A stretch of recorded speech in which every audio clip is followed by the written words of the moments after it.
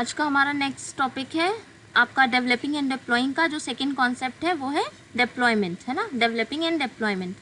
तो developing and deployment का मैं मीनिंग फिर से बता देती हूँ। डेवलपिंग में आप क्या करते हो, जो भी आपका सिस्टम है, आपका जो भी एप्लीकेशन है, आपकी वेबसाइट है या सॉफ्टवेयर है, आप उसको क्या करते हो, डेवलप करने का काम करते हो, बनाने का काम करते हो। सबसे पहले आता है डिज़ाइनिंग, जिसमें हम क्या करते हैं, ब्लूप्रिंट तैयार करते हैं, फ्रेमिंग करते हैं कि हम क्या क्या कैसे कैसे करेंगे। उसके बाद हम उसको क्या करते हैं, डेवलप करते हैं, मतलब इन प्रैक्टिकल हम उसको जो भी पूरा प्रोसेस है, पूरा प्रोसीजर हम उसको फॉलो करते हैं।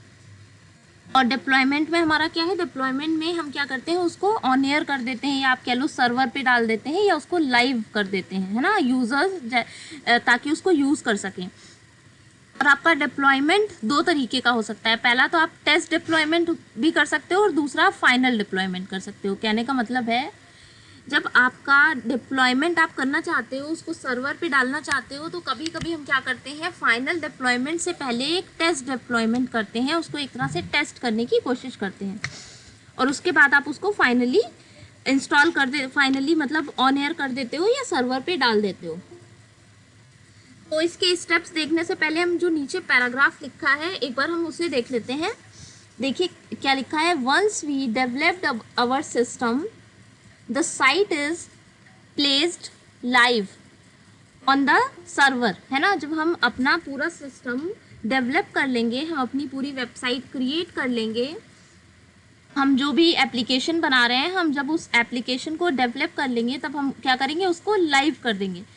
Once we develop our system the site is placed live on the server, हम उसको सर्वर पे क्या कर देंगे, लाइव कर देंगे। सर्वर पे लाइव करने का मतलब है, जो हमारे यूज़र्स हैं, जिन लोगों के लिए हमने वो उस एप्लीकेशन को या उस वेबसाइट को बनाया है, हम उन तक उसे पहुंचा देंगे या उनके यूज़ के लिए उसे ओपन कर देंगे।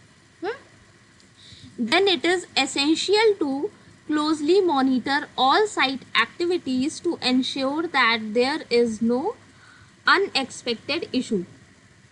क्या मतलब हुआ कहने का, जब आप उसे ऑन एयर कर दोगे, जब उसे आप सर्वर पे लाइव कर दोगे, उसके बाद आपको क्या करना होता है, उसको बहुत ही बारीकी से मॉनिटर करना होता है ना, बहुत क्लोजली उसको मॉनिटर करना होता है साइट की एक्टिविटीज़ को।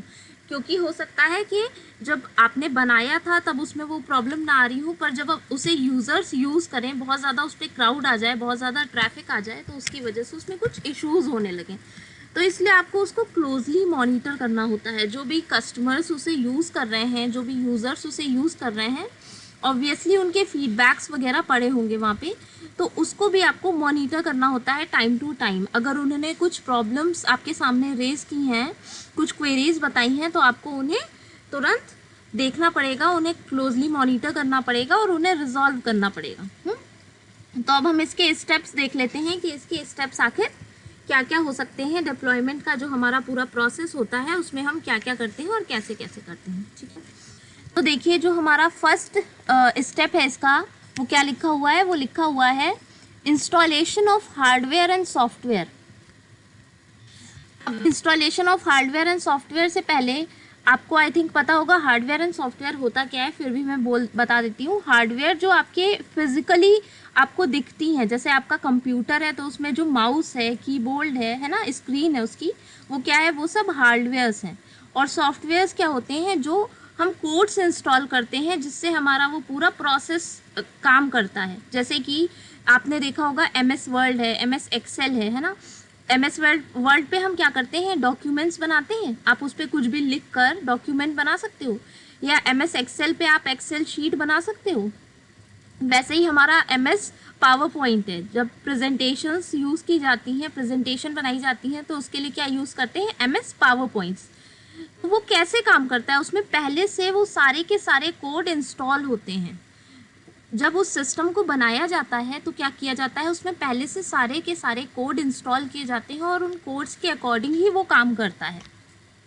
आपने देखा होगा उसमें इंस्ट्रक्शन में लिखा रहता है कि अगर आपको इसमें वॉइस डालनी है तो आप ऐसे डाल सकते हो, आपको स्लाइड आगे बढ़ानी है तो आप ऐसे कर सकते हो। तो वो पूरा पहले से इंस्टॉल रहता है कि अगर यूज़र इस की को प्रेस करेगा या यूज़र इस ऑप्शन को सिलेक्ट करेगा तो वो उसे कैसे वर्क करना है, ये सारी कोडिंग उसमें पहले से इंस्टॉल होती है।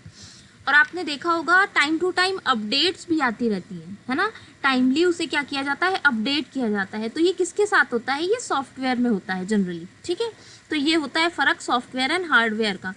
और जब हम किसी सिस्टम की बात कर रहे हैं, एप्लीकेशन की बात कर रहे हैं, वेबसाइट की बात कर रहे हैं, तो आपको किसकी ज़रूरत होती है, आपको हार्डवेयर और सॉफ्टवेयर दोनों की ही वहाँ पर ज़रूरत पड़ती है, क्योंकि उन्हीं के थ्रू आप क्या करते हो, आगे प्रोसेस करते हो अपना सारा वर्क। अगर आपकी ई कॉमर्स कंपनी है, आप उसके लिए वेबसाइट बना रहे हो या एप्लीकेशन बना रहे हो, तो डेफिनेटली आपको हार्डवेयर और सॉफ्टवेयर दोनों की ही ज़रूरत टाइम टू टाइम पड़ेगी। तो आपने जो भी सिस्टम तैयार करा था, जो भी सिस्टम आपने डेवलप करा था, चाहे वो वेबसाइट हो, चाहे आपका सॉफ्टवेयर हो, चाहे कोई आपकी एप्लीकेशन हो, आप क्या करोगे, डिप्लॉयमेंट के पहले स्टेप में क्या करोगे, इंस्टॉल करोगे। आपने देखा होगा, आप जब भी कोई एप्लीकेशन कई बार करते हो, डाउनलोड करते हो, तो फिर इंस्टॉलिंग होती है, उसके बाद ही वो ओपन होती है ना। हमारे डिवाइस में उसको क्या करना पड़ता है, इंस्टॉल करना पड़ता है, और इंस्टॉल हो जाने के बाद ही हमारी डिवाइस में वो क्या होती है, ओपन होती है। और you can say installation refers to the particular configuration of software और hardware with a view to making it usable with a computer. कुछ पर्टिकुलर कॉन्फ़िगरेशंस होते हैं जो हमारे सिस्टम के साथ वर्क करके वो जो भी आपने बनाया है, जो भी सिस्टम बनाया है, वो क्या होता है, उसमें इंस्टॉल हो जाता है, उसमें ओपन होने के लिए रेडी हो जाता है। तो हमारा पहला स्टेप डिप्लॉयमेंट क्या होता है, हम उसे इंस्टॉल कर देते हैं, ठीक। उसके बाद हम आते हैं सेकेंड स्टेप पे, जो कि है हमारा डेटा कन्वर्जन, है ना। डेटा कन्वर्जन, डेटा कन्वर्जन का मतलब है डेटा को कन्वर्ट करना किसी एक सिस्टम से दूसरे सिस्टम में, है ना, किसी करंट सिस्टम से किसी नए सिस्टम में डेटा को कन्वर्ट करना। इसमें क्या होता है, सपोज आपके प्ले स्टोर पे कोई एप्लीकेशन पड़ी है ना, तो आपने अपने सिस्टम में उसे क्या किया, डाउनलोड किया और इंस्टॉल किया, तो डेटा उस वहाँ से आपके सिस्टम में कन्वर्ट होकर आएगा। आप जो इंस्टॉल करोगे उसके बाद सारा का सारा डेटा क्या हो जाएगा, कन्वर्ट होकर आपके पास आ जाएगा। तो वो डेटा का कन्वर्जन जब एक सिस्टम से डेटा दूसरे सिस्टम में आता है, करंट सिस्टम से किसी नए सिस्टम में जाता है, तो उस प्रोसेस को हम क्या कहते हैं, उस प्रोसेस को हम कहते हैं data conversion. And converted data may or may not be manipulated or modified between these two system. हो सकता है जो डेटा का कन्वर्जन हो वो थोड़ा सा मॉडिफाइड वर्जन में भी आपको मिले, जिस सिस्टम में था और आपने जब दोबारा उस किसी दूसरे सिस्टम में उसको कन्वर्ट करके डाला, तो हो सकता है उसमें कुछ मॉडिफिकेशंस भी आपको देखने को मिले। ऐसा हो भी सकता है और ऐसा नहीं भी हो सकता है, ये डिपेंड करता है कि आपकी कोडिंग कैसी है, आपका सॉफ्टवेयर क्या है, आपका सिस्टम क्या है, ये कई सारी चीज़ें डिपेंड करती हैं। आपने देखा होगा बहुत से ऐसे सिस्टम होते हैं जिसमें कोई एप्लीकेशन चलती नहीं है। अगर आपका वर्जन पुराना है तो वो एप्लीकेशन खुलती नहीं है, उसका डेटा कन्वर्ट ही नहीं हो पाता है ना। तो इस तरह की प्रॉब्लम देखने को मिलती है। तो डेटा कन्वर्जन का मतलब सिंपली क्या है, आपके करंट सिस्टम से न्यू सिस्टम में डेटा का कन्वर्ट होकर जाना आपका डेटा कन्वर्जन कहलाता है, जो कि हमारा डिप्लॉयमेंट का सेकेंड स्टेप होता है। अब हम आते हैं यूज़र ट्रेनिंग पे। यूज़र ट्रेनिंग का मतलब हुआ आपके जितने भी यूज़र्स हैं, आपका सिस्टम जो यूज़ करने वाले हैं, they must be trend and they must be known about your system, है ना। उसके आपने जो भी सिस्टम डेवलप किया है, जो भी सॉफ्टवेयर बनाया है, उसके बारे में जानने के लिए उनको ट्रेंड करना भी ज़रूरी होता है। जब भी आप कोई सपोज़ आपने कोई सॉफ्टवेयर बनाया तो उससे रिलेटेड इंस्ट्रक्शन दिए जाते हैं। जब आप कोई नया सॉफ्टवेयर डाउनलोड करते हो, इंस्टॉल करते हो, तो आपने देखा होगा उसमें लिख कर आता है स्टेप बाय स्टेप कि अगर आपको ऐसे करना है तो आपको ये क्लिक करना पड़ेगा, आपको ऐसे इसको इंस्टॉल करना पड़ेगा, सब कुछ उस पर लिख कर आता है। तो क्योंकि जो हमारे यूज़र्स हैं जो उसको फर्स्ट टाइम यूज़ कर रहे हैं, उनको ट्रेंड करने की ज़रूरत होती है। इस वजह से जो हमारा सिस्टम है, जो हमारी एप्लीकेशन है, उसमें पहले से इन चीज़ों को इंस्टॉल कर दिया जाता है कि जब कोई भी यूज़र उसे डाउनलोड करेगा तो जो हमारा सिस्टम है वो उसे क्या करेगा, ट्रेंड करेगा, इंस्ट्रक्ट करेगा, स्टेप बाय स्टेप उसको इंस्ट्रक्ट करेगा, ट्रेंड करेगा। उसके बाद हमारा फोर्थ स्टेप है आपका सपोर्ट ट्रेनिंग। सपोर्ट ट्रेनिंग का मतलब है स्टाफ जो भी सपोर्ट में लगा हुआ है, जो भी आपने जब सिस्टम कोई डेवलप किया और डिप्लॉय किया, तो डेफिनेटली डिप्लॉयमेंट से पहले और डिप्लॉयमेंट के बाद दोनों ही जगहों पर आपको आईटी एम्प्लॉयज़ की ज़रूरत टाइम टू टाइम पड़ती रहेगी, उनकी हेल्प की ज़रूरत, क्योंकि जो डिप्लॉयमेंट से पहले का स्टेज होगा वहाँ पर आप चीज़ों को डेवलप करोगे, डिप्लॉयमेंट के लिए उसे तैयार करोगे। और जो डिप्लॉयमेंट के बाद का जो आपका टाइम पीरियड होगा, डिप्लॉयमेंट के बाद की जो स्टेज होगी, वहाँ पर आप क्या करोगे, जो आपको कंप्लेंट्स मिलेंगी, क्वेरीज मिलेंगी, उन्हें टाइम टू टाइम आपको रिजॉल्व करना होगा। प्लस सिस्टम की बात जब हम करते हैं, टेक्निकल चीज़ों की बात करते हैं, तो कभी ना कभी टेक्निकल फॉल्ट्स होते रहते हैं, कुछ ना कुछ प्रॉब्लम्स आती रहती हैं, है ना। तो उनको भी रिजॉल्व करने के लिए ज़रूरी होगा हमें किसका, आईटी एम्प्लॉयज़ का, और जो उसके जानकार होंगे ऐसे लोगों की ज़रूरत होगी। तो उन ऐसे लोगों को ट्रेन करना भी ज़रूरी होता है, क्योंकि हर एप्लीकेशन अलग होती है, उसकी वर्किंग अलग होती है, ऑपरेशनल एक्टिविटीज़ अलग होती हैं, सॉफ्टवेयर अलग होते हैं। ऐसा नहीं है ना सबका जो प्रोसेस है वो एकदम सेम हो, या अगर किसी में भी कोई बग आ रहा है, किसी तरह की कोई प्रॉब्लम आ रही है, तो सभी सिस्टम्स को एक सेम तरीके से आप करेक्ट नहीं कर सकते। जो उसका जो भी प्रॉब्लम आ रही है उसको सेम तरीके से रिजॉल्व नहीं कर सकते कई बार।